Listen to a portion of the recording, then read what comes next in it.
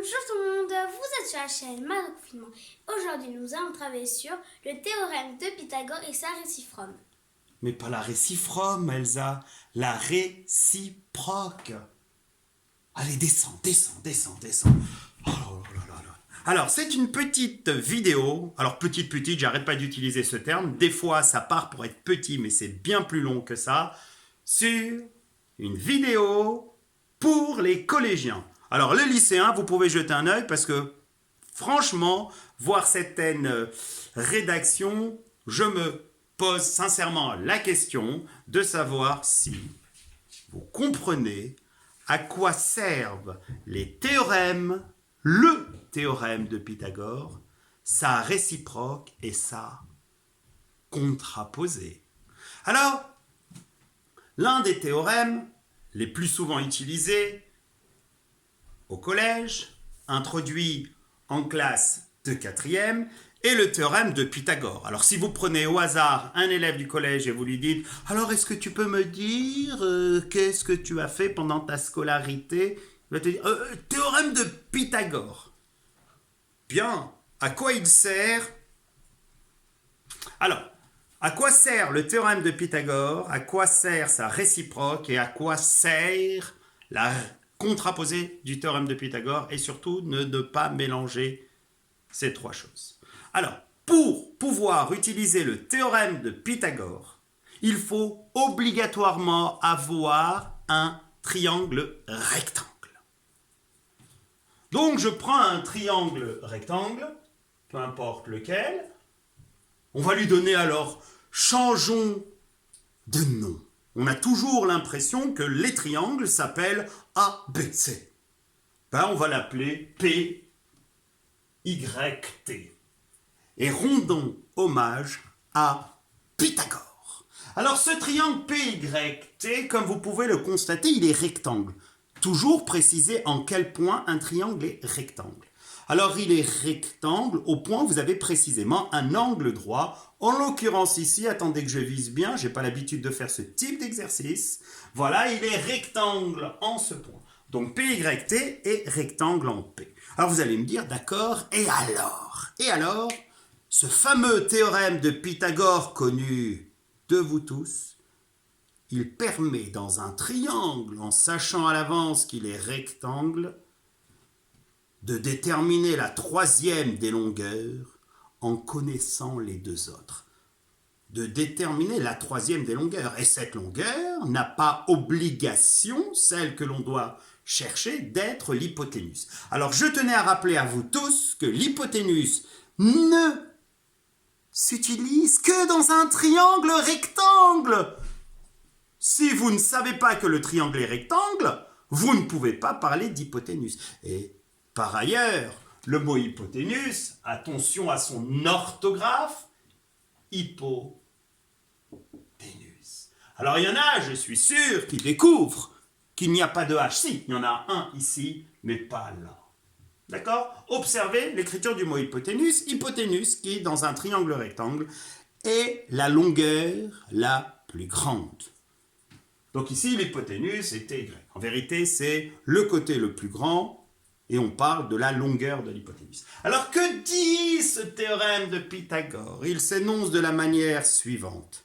Dans un triangle rectangle, le carré de la longueur de l'hypoténuse est égal à la somme des carrés des longueurs des deux autres côtés. Oh là là!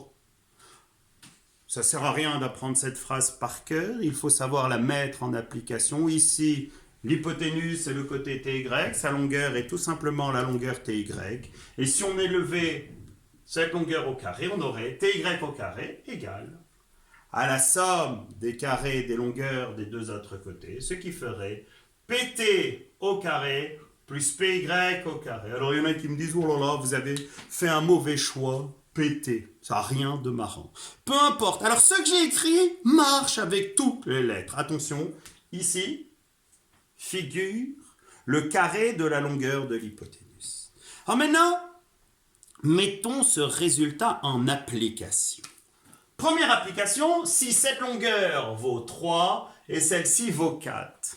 Alors, oh là là, cette longueur et ces longueurs sont celles les plus connues d'un triangle rectangle. Alors on va mettre en pratique et après par la suite on va l'appliquer à d'autres longueurs. Alors là, comme vous pouvez le constater, on a la longueur des deux côtés autre que le côté qui correspond à l'hypoténuse et on va devoir déterminer la longueur de l'hypoténuse. On applique cette formule après avoir écrit dans le triangle PTY rectangle en P.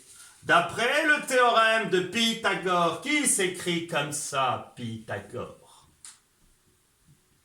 avec une majuscule. Oui.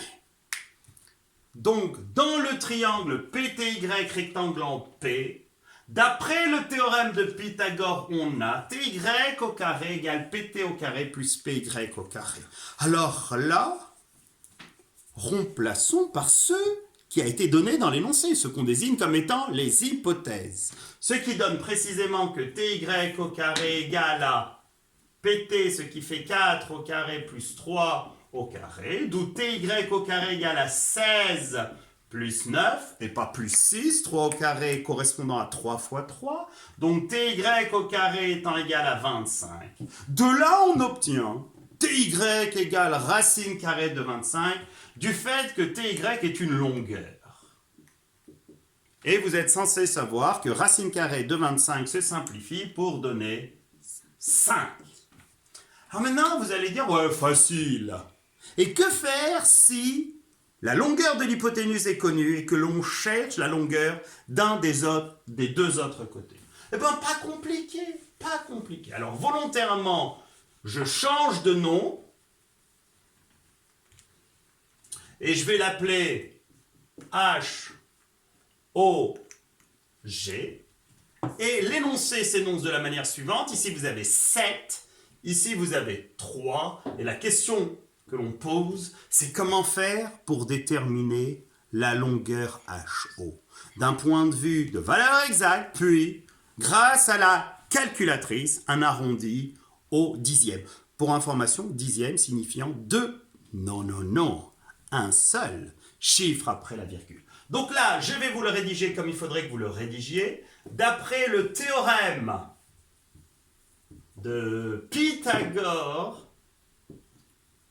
alors mettez la majuscule, mais aucune obligation, même aucun intérêt de préciser si c'est Monsieur Pythagore ou Madame Pythagore. D'après le théorème de Pythagore, dans le triangle, d'après le théorème de Pythagore appliqué au triangle, alors vous n'êtes pas obligé de rédiger de la sorte, je ne rédige jamais deux fois de la même manière, appliqué au triangle HOG, et vous êtes obligé de préciser en quel point il est rectangle en H.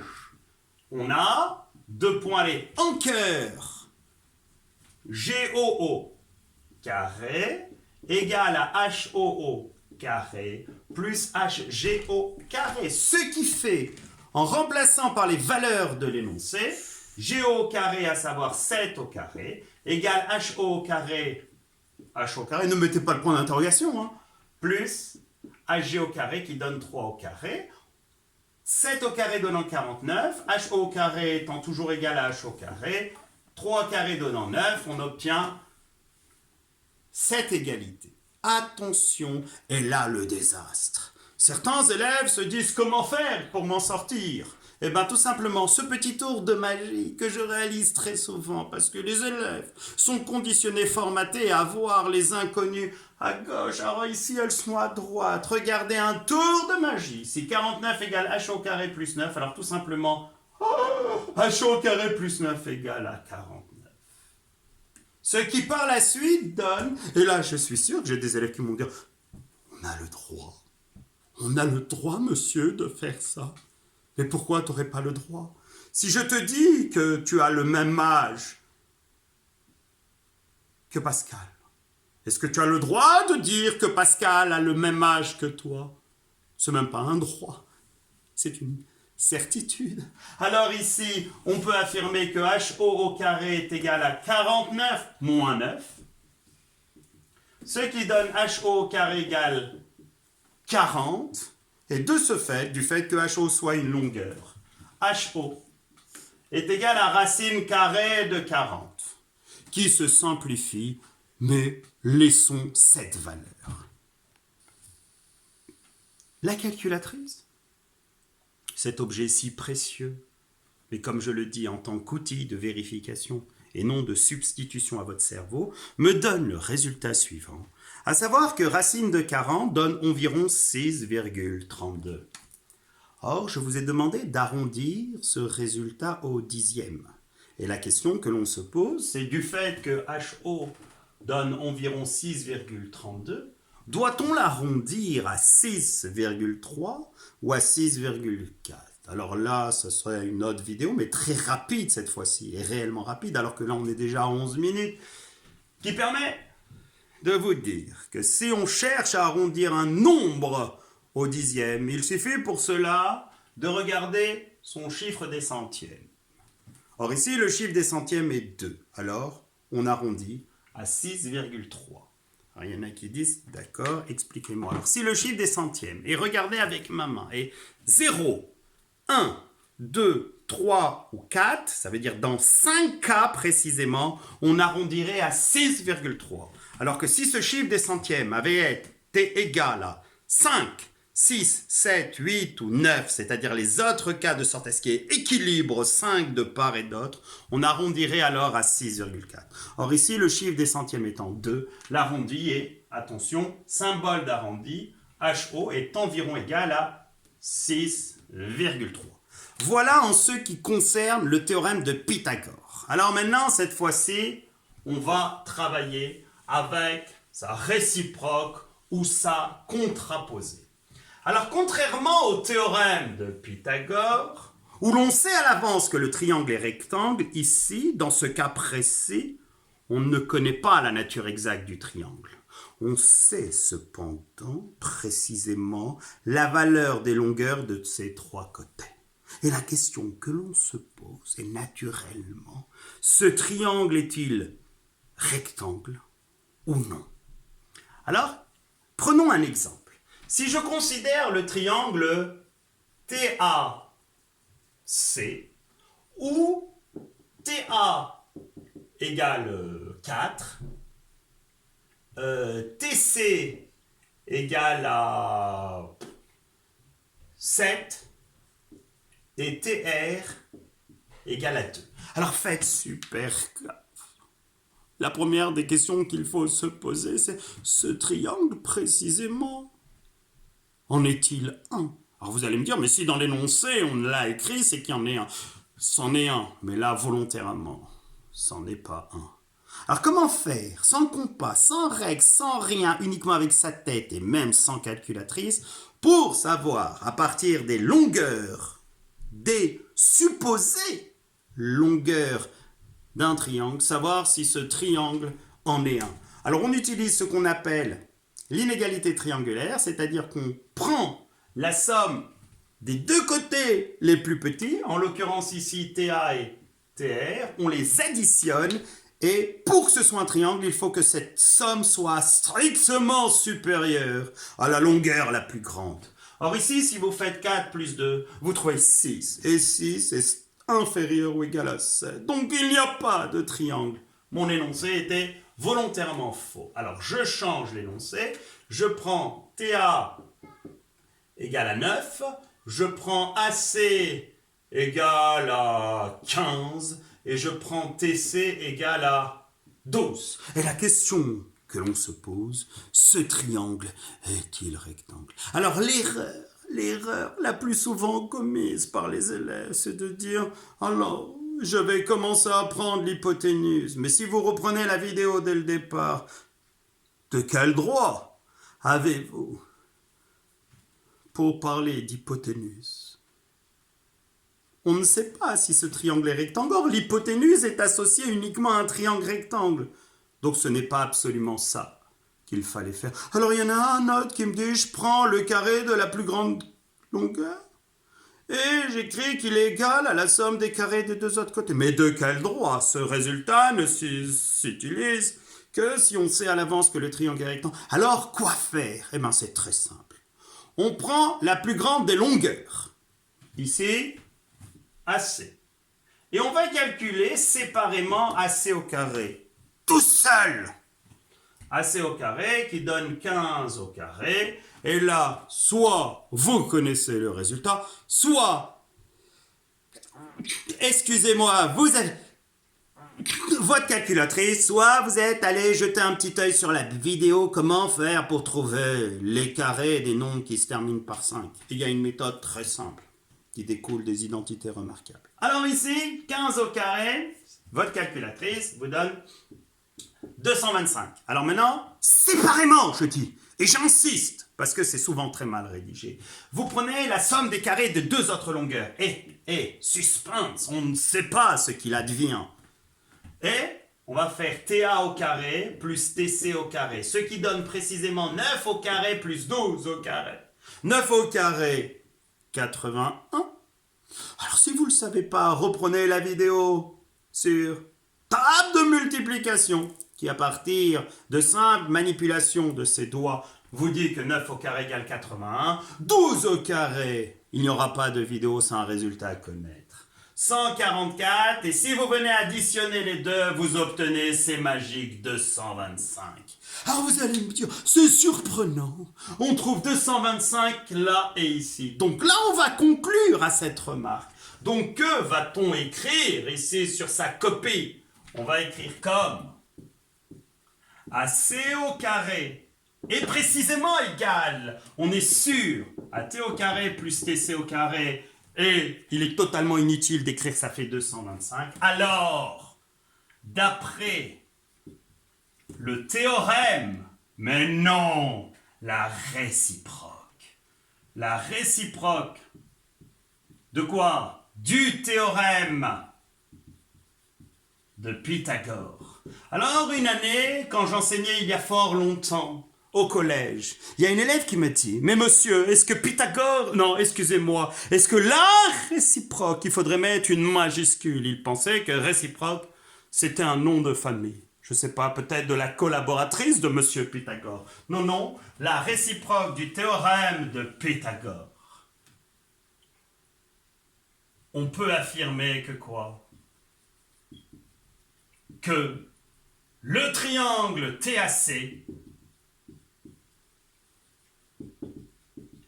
et rectangle, en quoi? Forcément, il est rectangle et la plus grande des longueurs c'est AC, et de ce fait, du fait que ce soit rectangle, c'est l'hypoténuse, il est donc rectangle en T. Et pour ajouter, je vous dirai épaque. Voilà. Alors maintenant, que reste-t-il à faire? À maîtriser la contraposée du théorème de Pythagore. Alors, à quoi sert cette contraposée? Enfin, vous allez la voir. On va la mettre tout de suite en application. On va prendre un triangle qu'on va appeler SVP, s'il vous plaît. C'est un choix. Alors, ce triangle est tel que SV égale 10, SP égale 5 et VP égale à 7. Ce triangle est-il rectangle? Attendez, vérifiez quand même. Si c'est un triangle. Donc on prend la somme des deux longueurs les moins grandes, en l'occurrence ici 5 et 7, 5 plus 7 ça fait 12, et 12 étant strictement supérieur à la plus grande des longueurs, d'après l'inégalité triangulaire, ce triangle en est un. Mais est-il rectangle? Alors que fait-on? Comme précédemment, on prend séparément la plus grande des longueurs, à savoir SV, on élève au carré, ça donne 10 au carré qui donne 100, et on fait la somme des carrés des deux autres longueurs, et on obtient 5 au carré plus 7 au carré qui donne 25 plus 49, et 25 plus 49 donnant 74. Oh, on remarque quoi? On remarque que contrairement à l'exemple précédent ici, le carré de la plus grande longueur, donc on va l'écrire ici, comme SV au carré est différent de SP au carré plus VP au carré. Alors, que peut-on affirmer? Alors on peut affirmer que ce triangle n'est pas rectangle. Et vous savez pourquoi? Je vais vous le dire. Car s'il avait été rectangle, alors on aurait eu SV au carré égale SP au carré plus VP au carré. Et c'est cela qu'on désigne comme étant la contraposée. Car s'il avait été rectangle, on aurait eu le contraire de ça. Alors, d'après la contraposée du théorème de Pythagore, le triangle, s'il vous plaît, le triangle SVP n'est pas rectangle. Alors avant de vous dire, reprenez tout ça, maîtrisez et différenciez bien les trois choses. Très rapidement, ensemble, répétez dans votre tête, de votre côté. Faites comme si vous étiez assis. Si vous êtes assis face à moi. Alors, première chose, à quoi sert le théorème de Pythagore? Réponse, ensemble. Le théorème de Pythagore, dans un triangle rectangle, permet précisément à partir de deux de ces longueurs de déterminer la troisième. À quoi sert la réciproque du théorème de Pythagore? La réciproque du théorème de Pythagore permet, à partir des trois longueurs d'un triangle, de justifier que celui-ci est rectangle. Et à quoi sert la contraposée du théorème de Pythagore? La contraposée du théorème de Pythagore permet, à partir des trois longueurs d'un triangle, d'affirmer que celui-ci n'est pas rectangle.